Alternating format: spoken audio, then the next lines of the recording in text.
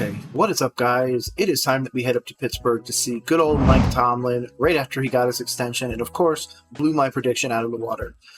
So without further ado, let's go. Hey, I thought it was all over. Nope. They roll coverage.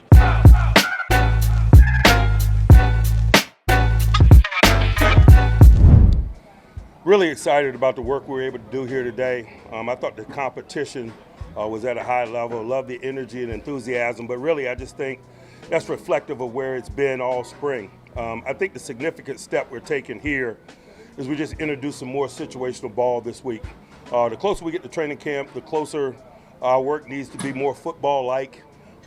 We acknowledge these drills that we're doing in football, but not necessarily real football, obviously, because how the dress that we're in and so forth. But you start infusing some situations in, some 2-minute and things of that nature. It really just elevates the teaching and learning and understanding that's there to be gained. And so that's the mindset that we're approaching this week. That's what we're trying to get done in totality. We just want to push it to more football-like work, and that usually starts with down and distance related things, line to gain related things, or time related things. And so we'll continue kind of in that vein. We had all in attendance today except for Naj. He had a prior appointment that was approved by me. We expect him back tomorrow. Everything else has been really good. I'll pause and open it up for questions. Hey, first thing you gotta know is Mike Tomlin delivers immediately, is accountable, and is telling you what is up. Look at that. Immediately told us absences, why they weren't there, that they were excused, telling us what they are focusing on, which is actually like line play, the actual mechanics of the game, making sure you're doing stuff in a specific amount of time, making sure you're getting the plays in early, and then giving the quarterbacks time to audible and change if needed. So I like this. This is exactly why Mike Tomlin has had 17 seasons where he has not had a losing season yet. I do not expect him to start this year. So this is going to be a great one, man. If you're a Steelers fan, you should definitely be watching this channel. I'm definitely going to stay on top of it because this is going to be a big storyline this year. And I don't think anyone's going to get their story. I think it's going to be Mike Tomlin with another winning season. I think 10-plus wins, and we end up the season with Justin Fields. So it's going to be a crazy one. Hopefully you guys are ready. Mike, you now have 4 years left on your contract. I mean, what does it mean to just have this extension done and to have that kind of behind you? To be quite honest with you, it just means I don't have to feel questions about it. I've seen more days than I'm going to see on this job, man. I'm focused on 2024 and have been, and that's my mindset. What do you think having a 37-year-old? We're on to Cincinnati. I do like that where he's like, hey, man, I really wanted the extension. It shows my worth and everything like that. Shows what I've done, but I'm not worried about what I've done. I'm worried about what I'm going to do. So that's, again, something that everybody wants to hear from a head coach. So, again, let's just keep going down this route, Mike. It's unique, though, this sort of longevity. Why is this? Again, I don't focus on what's in my rear view. If there's a secret, the secret is I'm focused on the challenges and tasks at hand and not my resume. I could care less about my resume. Mike, Hey, shout out to him. That's a real answer. Real answer. you talked to us in January about your still have all the confidence you've ever had. You believe that you can get done here what you want to get done. I think you said back then 51 years of life was why you had it. Can you elaborate on that a little bit? No, I meant what I said. I've gotten better with experience. It's not always reflected in the outcome of games, but that can be said about a lot of components of what it is that we do. You better get better with experience. I expect these guys to get better with experience. I expect our second-year players to take a significant step, for example. And so I'm leaning in on guys like Joey Porter Jr. and Benton and others. And so it's the same in coaching. I'm excited about Aaron Curry in his second year within the program. I've been in this program a lot of years, so it better be reflected in the quality of my work. Man, Mike Tomlin is delivering strikes right here. This is the prototype for what I personally want in a coach. That's why I had the crazy idea that if it really was going to be Tomlin's last year, that he would end up with a former Steelers partial owner in David Tepper down in Carolina. But instead, he remains in Pittsburgh to continue this reign.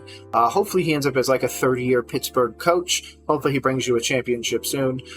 Because, again, he is exactly what I was personally looking for as a Panthers fan. So... We had an opportunity to talk about Smith today. There's a lot of new pieces on that offense. What's going to be the key to bringing them all together and making it cohesive? Taking advantage of the days. We all have the same amount of time in terms of preparedness. The Atlanta Falcons are new in totality. And with how the league structures this prep, it's fair for all parties involved. And so we're not worried about the challenges or our lack of collective experience. We're just trying to make sure that we have good days and understand that we'll get a relative opportunity in those regards. Hey, and you also add Arthur Smith as an OC, which regardless of what happened in Atlanta, I think he's going to be incredibly dynamic with the weapons in Pittsburgh, especially because he won't have to be dealing with the head coaching side. He will just have to be dealing with the offense, offensive scheme, and offensive execution. So I'm very, very excited for Arthur Smith to rebound in a big way, because before he was the head coach of the Falcons, he was a very sought-after OC. So I'm hoping that he returns to form because that division is going to be tough. You got Joe Burrow, Lamar Jackson, and who's that other guy? Oh yeah, Deshaun Watson might actually show us something this year, because if he does, that defense sure will.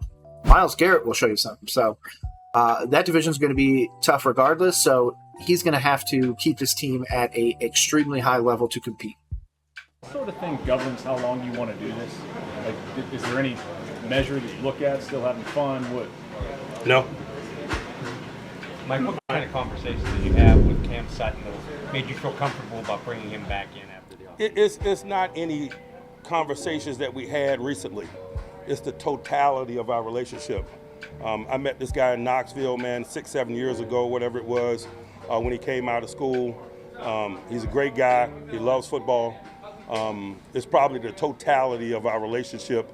And I think I probably represent the sentiment of the organization in saying that it's less about specific conversations, particularly of late, and it's about the relationship established over a longer period of time. Mike, would you? I like that. So he's basically saying, hey, man, there might have been some recent issues, but if I've been your friend and we've been cordial and everything like that for 10 years, and you lash out at me one time 10 years into our relationship, I can just kind of move past that. But the totality of that relationship is something that they care about, which means something.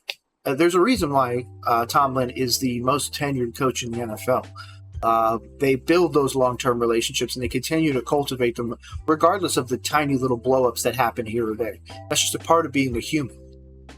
Pittsburgh has decided that they care about their long-term relationship with you rather than the stupid little penny-ante fights that people might have that might end up getting them shipped out of town. I'd rather you just solve that problem, be adults, and continue working hard. That's what Pittsburgh is, the Steel City after all. You look at the legal situation that led to the end of his time in Detroit. Did that give you pause about bringing him back in, or something you have to consider? Certainly. That's just due diligence. That's what's supposed to happen. And did you feel comfortable after doing that due diligence in? Obviously, he's here. Obviously, he's here. That's, again, Tomlin is just like, I'm so tired of these dumb questions. Here's the answer. Let's go. Like, I can't state how much other teams envy the Steelers for Mike Tomlin. I know they may talk crap behind his back, but they truly wanted this man. Everybody truly wants this man on their team if they don't already have a better coach. Thinking like Andy Reid and guys like that. So, What kind of early impacts have you seen from Arthur and what he's... Man, I just like the energy and detail that he brings, the competitive spirit that he brings. It creates a really good environment. He's doing a really good job of selling his system of football to the players, increasing the level of understanding. He loves to coach. I'd imagine it's refreshing for him to get focused on a certain component of the job again. It's just a lot to be excited about. Like, what stands out to you about the group of line? I would agree. Like I said, Arthur Smith is going to be the linchpin of this team. If he is working at a world-class level, you can expect world-class results. It all hinges on Arthur Smith, in my opinion. Backers that you guys have. We're still at the infancy of this thing, particularly as it pertains to, distinguishing linebacker play. Their game is played in pads. And so, I'd be reaching if I was talking about things happening out here in shorts, particularly at that position. Anyone else? Mike, what was behind the change in training camp practice times? Our day was pressed on the other side of practice, and I just want to give them an opportunity to do a better job of accommodating the fans while taking care of their bodies, A lot of times they're working to rehydrate, but dinner was running up on them, and so they didn't have the appetite to eat. And so we just feel like with the early practice schedule, it just creates an opportunity for better wellness and keeping guys upright and rolling. With the better wellness, it seems like there have been new kind of additions with the warm-ups and things like that, the new strength and conditioning stuff. What do you like about the changes that they've implemented? You know, I judge changes on outcomes, and so I'm excited about some of the things that we're doing, but I'm not ready to paint with a broad brush at this point. All right. Thanks, guys. Hey, thank you to Mike Tomlin for doing this. This is always a nice, short, and sweet one. Mike Tomlin delivers always 10 out of 10, A+. He always gets them. Mike Tomlin, again, is the coach that I really wish my Panthers could have stolen from the Steelers, but of course he's going to continue building that long-term relationship like he talked about with bringing in players that have issues on occasion. So that is where the Steelers are right now. Like I also said, and like he said, Arthur Smith only has one thing to focus on, and that's the offense. Now he's got two options, Russell Wilson and, of course, Justin Fields. Now, you would assume that since the Broncos are paying the majority of Russell Wilson's salary, you might as well milk him for whatever is left. Bleed that rock dry. But at the same time, do you not go and cultivate Justin Fields into becoming the starter? Yes, Russ may have been told he's the starter. But if he ends up getting beat out by Justin Fields, who most people thought was a bad quarterback anyways, then, I mean, you really are paying Russell Wilson nothing. Let him go someplace else. The Broncos are still going to have to foot the bill regardless. So I think that's going to be an interesting dynamic, especially if a team ends up like with a down quarterback.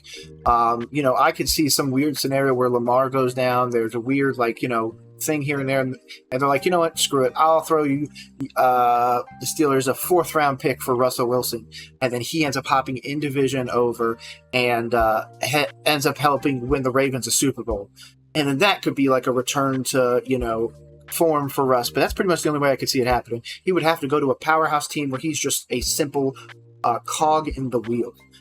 The days of Russ cooking are pretty much over, and I think it's about time we start looking for greener fields and just go that route. But even though this is my opinion, I want to know yours. This is Roll Coverage, where sports matters because sports for sports' sake, my guys. That's why I made this. My name is Nick. This has been Roll Coverage. If you want more content like this, make sure you subscribe. Otherwise, have a great rest of the day. Peace.